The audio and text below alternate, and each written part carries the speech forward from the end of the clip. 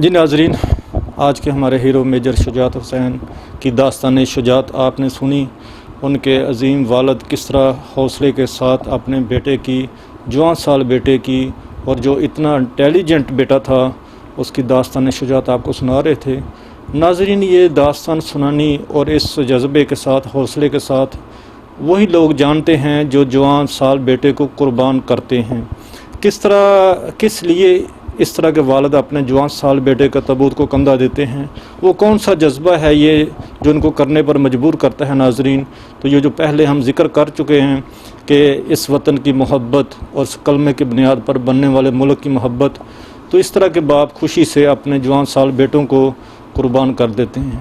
تو ناظرین، جو لوگ پاک فوج پر انگلی اس حوالے سے اٹھاتے ہیں کہ ان کے جنرل جو ہیں، ان کے افیسر جو ہیں، وہ خود نہیں لڑتے بلکہ سپاہیوں کو شہید کرواتے ہیں، تو ناظرین، یہ ہمارے مستقبل کے جنرل تھے الحمدللہ، جن کو اللہ نے یہ اپنے راستے میں قبول کیا۔ تو یہ ان لوگوں کے لیے پیغام ہے کہ جو پاک فوج پر اس حوالے سے انگلی اٹھاتے ہیں۔ محترم، ہمارے میجر صاحب کو اللہ نے اتنا بڑا اعزاز بخشا، بغیر حساب کتاب کے جنت میں داخل ہونے والوں میں اللہ نے ان کو شامل کیا۔ تو شہادت کے بعد بھی جس طرح آپ نے اسٹارٹ میں بتایا کہ ان کو ایک دن وہ تیل لگا رہے تھے بالوں کو، اور ماں نے پوچھا تو انہوں نے کہا جی میں چاہتا ہوں جلدی میرے بال بڑے ہوں کہ میرے جو زلفیں ہیں وہ میرے آقا کے مشابہ ہوں، جب میری ملاقات ہو میرے آقا سے تو میرے ان کے جو ہے ان کی وہ سنت میرے ہو سر پر۔ تو اتنا اللہ کے وہ برگزیدہ بندے ہو چکے تھے۔ تو شہادت کے بعد کبھی آپ کو ان کا کوئی اس طرح کا کوئی واقعہ یا کوئی خواب میں نظر آئے یا کوئی ان کا کوئی واقعہ سنائیے جو ہمارے ایمان کو تازہ کرے؟ اس بارے میں دو خواب ہیں۔ ایک تو یہ 11 اور 12 کی درمیانی رات، جس رات شجاعت کو ہمارے قبرستان میں اللہ کے سپرد کیا گیا، اسی رات ہمارے گاؤں کی ایک لڑکی کو خواب آیا۔ اس کی ایک چھوٹی بہن تھی، وہ کوئی 5 سال پہلے خودکشی کر گئی تھی۔ تو وہ دیکھتی ہے کہ شجاعت جو ہے وہ وردی میں ہے اور ایک میدان میں آگ لگی ہوئی ہے، اور اس کے اوپر وہ پائپ میں پانی ہے اور پانی سے وہ آگ بجھا رہا ہے۔ تو اس کی وہ چھوٹی بہن جو ہے نا، جو خودکشی کر چکی تھی، وہ اس طرف بھاگ رہی ہے جس طرف شجاعت آگ کو بجھا رہا ہے۔ تو وہ بہن سے پوچھتی ہے کہ تم کدھر جا رہی ہو؟ تو بہن چھوٹی بولتی ہے کہ 5 سال ہو گئے آپ نے مجھے پانی کبھی نہیں پلایا، اب میں جا رہی ہوں شجاعت کے پانی میں نہانے کے لیے۔ ایک تو یہ خواب آیا، ہماری گاؤں کی لڑکی تھی، اور دوسرا اس کی چھوٹی بہن ہے، اس کو خواب آیا اور وہ بھائی سے پوچھتی ہے بھائی آپ تو شہید ہو گئے تھے، تو آپ کہاں ہیں ابھی؟ وہ کہتا ہے میں شہید نہیں ہوں، میں تو غازی ہوں۔ وہ کہتی ہے کہ نہیں، آرمی والوں نے آپ کو ڈکلیئر کر دیا تھا کہ آپ شہید ہو گئے ہیں، پھر وہ گاؤں میں لے آئے، پھر آپ کو ہم نے اپنے گاؤں کے قبرستان میں دفن بھی کر دیا تھا، اور پھر ہم نے تو آپ کی ایک فیس بک بھی بنائی ہے اور آپ کی ایک یوٹیوب چینل بھی بنایا ہے، اس پہ ہم آپ کی ویڈیو بھی لگاتے ہیں۔ تو اس نے کہا ایک تو آپ میری فیس بک یا ویڈیو پہ بغیر وردی کے کوئی تصویر نہ لگائی کریں، وردی والی لگائی کریں۔ دوسری یہ کہ میں تو وہاں سے نکل گیا تھا، میں اپنی ڈیوٹی کر رہا ہوں، میں تو غازی ہوں، اور اللہ تعالیٰ نے مجھے ابدال غازی بنایا ہے، میرے ساتھ تو فرشتوں کا لشکر ہے، میں تو پوری ورلڈ کے اوپر جہاں جہاں حق و باطل کا مارکا ہے، میں حق والوں کا ساتھ دے رہا ہوں اور میں اپنی ڈیوٹی کر رہا ہوں۔ اس نے کہا بھائی اب ہم آپ کو کیا کہیں، غازی کہیں یا شہید کہیں؟ اس نے کہا ہوں میں غازی، آپ مرضی کرے شہید کہہ دیں، مرضی کرے آپ مجھے غازی کہہ لیں۔ لیکن ہوں میں اس وقت غازی ہوں اور میں ڈیوٹی دے رہا ہوں. اگر اس کو دیکھا جائے کہ اللہ تعالیٰ نے قرآن میں فرمایا کہ شہید زندہ ہے، تو اگر اللہ تعالیٰ نے اس کو ڈیوٹی دے دی ہے زندہ کو، تو یہ ہمارا اس طرف یقین جاتا ہے کہ جیسے اللہ تعالیٰ غائب سے مختلف جنگوں میں مسلمانوں کی امداد کرتا رہا ہے، اسی طریقے سے آج کی جنگوں میں بھی وہ اپنے فرشتوں کے ذریعے، اپنے لشکروں کے ذریعے ان کی مدد تو کرتا ہوگا.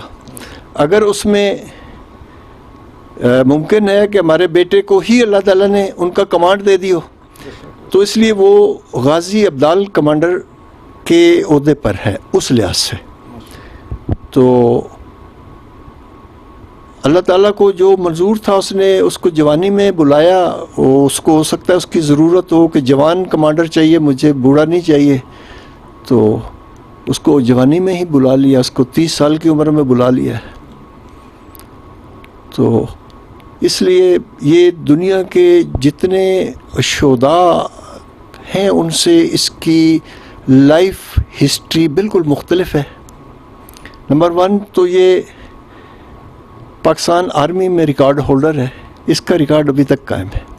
دوسرے نمبر پہ جس طریقے سے اس کی شہادت ہوئی، دنیا میں کمانڈوز کی ہسٹری میں ایسا نہیں ہوا، یہ بھی اس کا ایک ریکارڈ ہے. اور تیسرا یہ کہ اللہ تعالیٰ نے اس کی جو ڈیوٹی لگائی ہے وہ بھی اس کا ایک ریکارڈ ہے کہ باقی بھی دنیا میں لازمی بات ہے شہید ہوتے ہوں گے، فلسطین میں ہوتے ہوں گے، دائیں بائیں جہاں بھی مسلمان رہ رہے ہیں، لیکن اللہ تعالیٰ نے پاکستان کے شہید کو یہ رتبہ دیا ہے کہ تم پوری دنیا میں جتنے حق و باطل کے مارکے ہو رہے ہیں اس میں آپ میرے فرشتوں کے لشکر کی کمانڈ کریں. ناظرین، انسانی تاریخ کے منفرد کمانڈو جس نے ہر مقام پر اپنا ریکارڈ قائم کیا، شہادت کے بعد بھی اس نظام کائنات میں اپنا منفرد ریکارڈ قائم کیا. گاؤں کی لڑکی کا خواب دراصل ایک اطلاع تھی کہ اس فانی دنیا میں رہنے والوں کو اللہ اپنے شہیدوں پر جو عنایت کرتا ہے، ان میں سے ایک عنایت یہ بھی ہے کہ وہ جس قبرستان میں دفن ہوتے ہیں اس پورے قبرستان کی بخشش کروا دیتے ہیں. قرآن مجید میں اللہ فرماتا ہے، ہم نے یوسف کو خواب کا علم عطا کیا. شہید ہمیشہ زندہ ہوتا ہے اور اس مقام پر وہ اپنے خواب میں صرف سچ ہی بول سکتا ہے. ہمارے آج کے ہیرو SSG زرار کمانڈو میجر شجاعت حسین چدڑ شہید 17 بسالت غازی ابدال کمانڈر پر اللہ نے بہت ساری عنایت کر رکھی تھی. اس نے پاکستان آرمی کا ریکارڈ توڑا. میجر صاحب نے شوال ویلی میں 700 دہشت گردوں کو موت کے گھاٹ اتارا اور انگور اڈا میں شہادت کے مرتبے پر فائز ہوئے اور اپنا ریکارڈ بھی قائم کیا. اور اب شہادت کے بعد بھی ابدالوں کی دنیا میں اپنا ریکارڈ قائم کر گئے. یہ عہدہ تو ساری عمر عبادتیں کر کے بھی قسمت والوں کو ملتا ہے. ہمارے ہیرو نے تو صرف 30 سال کی عمر میں غازی ابدال کمانڈر کا عہدہ حاصل کر لیا، وہ بھی فرشتوں کے لشکر کی کمانڈ. پوری انسانی تاریخ میں ہمارے ہیرو اسلامی دنیا کے شیر دل جنگجوؤں کا منفرد انداز تھا، منفرد زندگی تھی، اور وہ تاریخ میں اپنا منفرد مقام حاصل کر گئے. جی ناظرین، آج کے ہمارے ہیرو میجر شجاعت حسین کی داستان شجاعت آپ نے سنی. وہ اللہ کے برگزیدہ بندوں میں شامل ہوئے، ان کی آپ نے کرامات بھی سنی، ان کے 2 خواب ہیں جو ان کے اہل خانہ کو آئے، اور ایک وہ گاؤں کی لڑکی جس نے خودکشی کی تھی اس کے لیے بھی وسیلہ وہ آسائش کا بنے. تو آج کل بھی وہ اللہ کے پاس اپنی ڈیوٹیاں کچھ ادا کر رہے ہیں. تو ناظرین، جس طرح اللہ نے قرآن پاک میں کہا کہ شہید زندہ ہیں، تو ہم گمان بھی نہیں کرتے کہ وہ مردہ ہیں، اور اللہ کے خزانوں سے وہ طیب اور طاہر رزق کھاتے ہیں. تو ناظرین، جس طرح میں نے پہلے کہا کہ شہید کو اللہ نبیوں کے بعد 70 رشتہ داروں کی شفاعت کا حق دے گا. یہ 70 وہ ہوں گے جو اعمال کی کمی کی وجہ سے جہنمی ہوں گے. جہنم کا فیصلہ ان کے بارے میں اللہ کرے گا. تو یہ ان کو اس لیے میں شہید کے والدین کو جنتی لوگ کہتا ہوں کہ یہ میرے اللہ کا فرمان ہے، میرا نہیں ہے.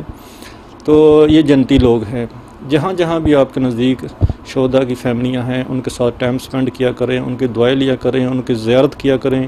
جنتی لوگوں کی زیارت بھی باعث رحمت ہے. اللہ اسی نسبت سے شاید آپ کے وہ آگے والی منزلیں بھی آسان کر دے. تو جن لوگوں کے ساتھ آپ کا اٹھنا بیٹھنا ہوگا، محبت ہوگی، اللہ قیامت کے دن آپ کو انہی میں سے اٹھائے گا. تو ناظرین، ان عظیم ہستیوں کو اپنی خصوصی دعا میں ضرور یاد رکھا کریں. اللہ تعالیٰ ان کو صبر دے، ان کی قربانیوں کو قبول کرے اور انہی قربانیوں کی وجہ سے ہمارے وطن کو امن کا گہوارہ بنائے رکھیں. ناظرین، میجر صاحب کی 4 سال کی صرف بیٹی ہے، ایک چھوٹی 3 سال کی تھی جب اس کے والد کو اللہ نے واپس بلایا. تو ان کے بھی خواب تھے، اپنی بیٹی سے بے پناہ محبت کرتے تھے وہ.